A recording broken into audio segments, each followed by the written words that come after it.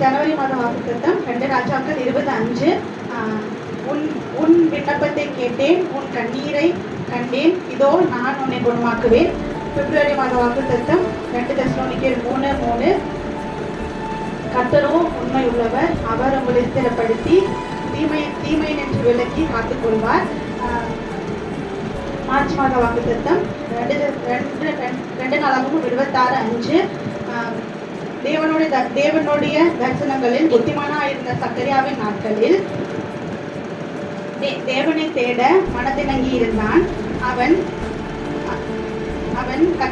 கர்த்தரை தேடின நாட்களில் தேவன் அவன் காரியங்களை வாய்க்கச் செய்தார். ஏப்ரல் மாத வாக்குத்தத்தம் மத்தேயு 10:42.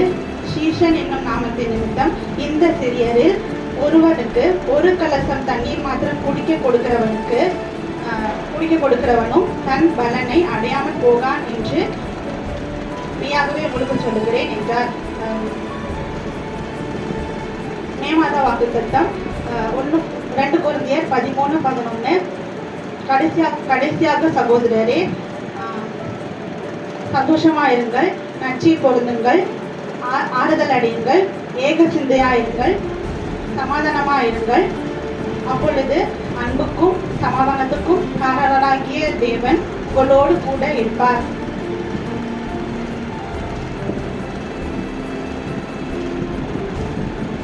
ஜூன் மாத வாக்குத்தத்தம் கலாத்தியர் 4:6.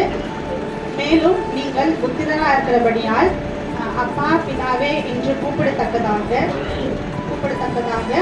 தேவன் தமது பரிசுத்த ஆவியை உங்கள் இருதயங்களில் அனுப்பினார். ஜூலை மாத வாக்குத்தத்தம் பிலிப்பியர் 2:14-15-16. நான் வீணாக ஓடினதும் வீணாக பிரயாசப்பட்டதும் இல்லை என்கிற மகிழ்ச்சி கிறிஸ்துவின் நாளில் எனக்கு உண்டாயிருப்பதற்கு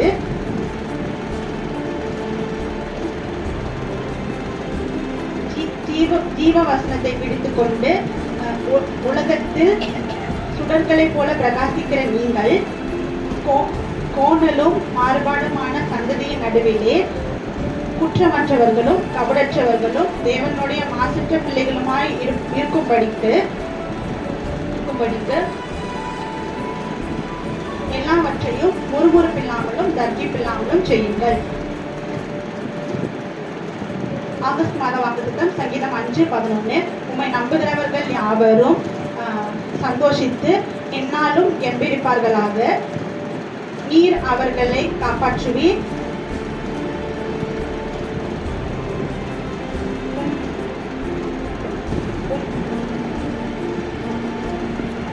உம்முடைய நாமத்தை நேசிக்கிறவர்கள் உம்மில் களி கூறுவார்களாக.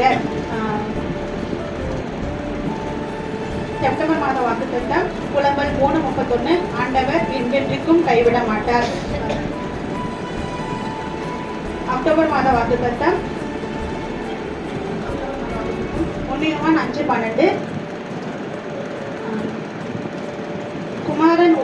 குமாரன் உடையவன்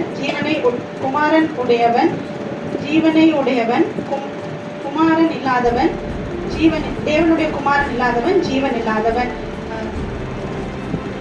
நவம்பர் மாத வாக்குத்தத்தம் லூக்கா 12:8. அன்றியும் நான் உங்களுக்கு சொல்லுகிறேன்,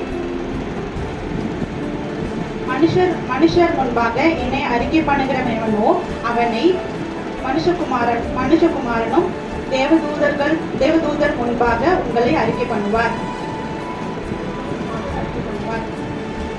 டிசம்பர் மாத வாக்குத்தத்தம் தீத்து 3:7. அவர் நமது இரட்சகராகிய இயேசு கிறிஸ்து மூலமாய் அந்த பரிசுத்த ஆவியை நம்மேல் சம்பூர்ணமாய் பொழிந்தருளினார்.